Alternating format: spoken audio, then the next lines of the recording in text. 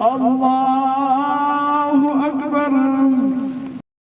د خوست ولایت په مغلګي سیمه کې د پاکستاني پوځي رژیم له لوري د شهیدان شویو د جنازې په مراسمو کې د خوست ولایت سیمه ییزو چارواکو او ګڼ شمېر عامو خلکو ګډون کړی و. د جنازې د مراسمو پر مهال د دغه ولایت سیمه ییزو چارواکو یاد برید په سختو ټکو وغنده او زیاتوله یې همیشه د پاکستاني پوځي رژیم له لوري بېګناه ملکي وګړي په نښه شوي دي. د دوی په خبره چې د سې شنبې په شپه شاوخوا 12 بجې یو ځل بیا پاکستاني پوځي رژیم داسې کرغېړنه کړنه ترسره کړه چې هیڅ د بخښلو نه ده. افغانان په دې خبره څوک نشي ډارولی. افغانان هغه څوک دي چې د شهادتونو سره د زخمونو سره او د سختیو سره بلد قوم ده. همیشه یې د خپل مقدس دین او مقدس خاورې څخه په ډېره مېړانه سره دفاع کړې ده، قرباني په ورکړې ده. د یادې کورنۍ غړي د نړیوالو ټولنو غوښتنه کوي چې دا ډول بریدونه پر وړاندې غلي پاتې نشي او د نړیوالو قوانینو سره سم یې پوښتنه وکړي. دغه خلک زموږ مامګون دي، دا مکمل ماشومان وي، زنانه وي.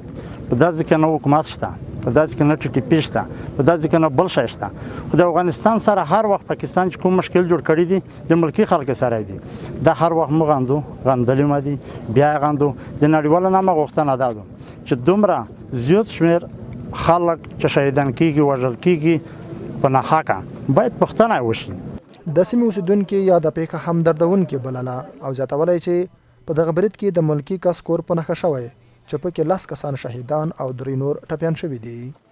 په میګ بمبار کېږي، په میګ جنګ کېږي، میګ ماشوم مري، میګ تر سره مري، باید نه وشي.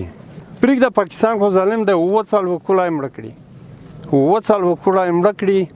دا میګ غندي په غاټه ټکې خو د خپله مشرونو نه دا ایله دو چې څوک په چوکۍ نوستي چې تو سره رضا وکړي. دا نن پکې خو نه دوی ځانن دو. زه سل په سله جګړې ته تکړه یم، اته مې ورونه دي، یو مې پلار دی.